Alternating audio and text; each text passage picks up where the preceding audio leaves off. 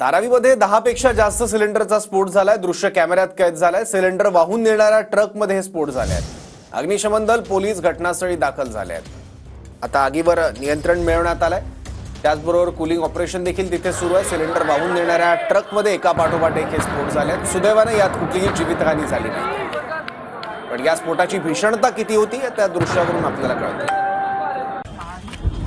धारावीतल्या PNGP colony परिसरामध्ये एक भीषण स्फोट झालेला होता आणि सध्या आपण त्या स्फोटचा आढावा घेणार आहोत। जवळपास अनेक तासांच्या अथक प्रयत्नांनंतर आता अग्निशमन दलाला या स्फोटवरती नियंत्रण मिळवण्यात आलेलं आहे। सिलेंडरनी भरलेली गाडी होती, आपण दृश्यांमध्ये ती समोर गाडी बघतोय। त्या गाडीची अवस्था काय आहे? अतिशय भीषण अशी अवस्था आहे। या गाडीमध्ये जवळपास 100 ते 150 सिलेंडर होते, त्यापेक्षाही जास्त असू शकतात। सध्या आकडा समोर आलेला नाहीये। अग्निशमन दलाच्या अनेक गाड्या, जवळपास 30 गाड्या या ठिकाणी उपस्थित होत्या। हे मोठा स्फोट होता, हा भयंकर भीषण स्फोट होता। नागरिकांना इजा पोहोचू शकली असती, मात्र या ठिकाणी सुदैवाने असं काही घडलेलं नाहीये। आता परिस्थिती नियंत्रणात आली असून सध्या आता हे हटवण्याचं काम सुरू आहे। व्हिडिओ जर्नलिस्ट गणेश मोरेसह मी ऋतिक गणकवार, TV9 मराठी,